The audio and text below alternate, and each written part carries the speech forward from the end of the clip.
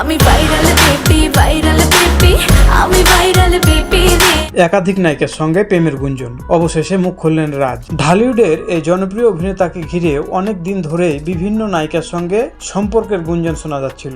Social media থেকে শুরু করে ছবি জঙ্গন সহ সবখানেই ছিল আলোচনা সমালোচনার ঝড়। তবে এবার সেই বিতর্কের ভিডিও ফাঁস এবং একাধিক নায়িকার সঙ্গে সম্পর্ক নিয়ে সরাসরি মুখ খুললেন এই আলোচিত অভিনেতা।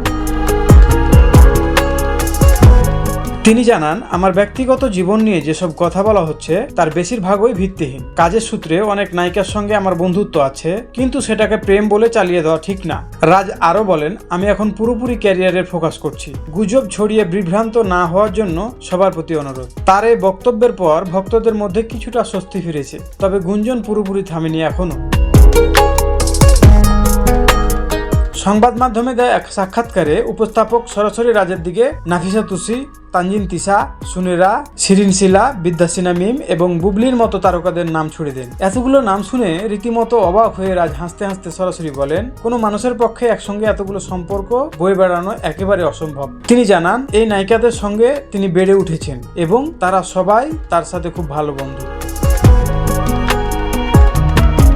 নেটওয়ার্কের বাইরে ও হাওয়া সিনেমার মতো সফল কাজের পর সেই ভিডিও ফাঁসের ঘটনাটি রাজের ক্যারিয়ারে বড় প্রভাব ফেলেছিল। এ বিষয়ে রাজ সরাসরি দাবি করেন, কেউ তাকে সামাজিকভাবে নিচে নামানোর জন্যই উদ্দেশ্যপ্রণোদিত কাজটি করেছে। তার মতে, কেউ একজন তার দুর্বল জায়গা খুঁজে পেয়ে তাকে শিক্ষা দেওয়ার জন্যই ভিডিওটি জনসম্মুখে এনেছে। ভিডিওতে ব্যবহৃত অশ্লীল শব্দের বিষয়ে রাজ অকপটে স্বীকার করেন, বন্ধুদের সঙ্গে একান্ত আড্ডা, একটু মজা করা এবং এই ধরনের শব্দ ব্যবহার করাটা স্বাভাবিক কিছু নয়। তবে তিনি আপেক্ষ করে বলেন, বন্ধুদের আড্ডা এই দৃশ্যগুলো ধারণ করা বা যিনি এটি ফাঁস করেছেন, দুজনের কেউ কাজটি ঠিক করেননি।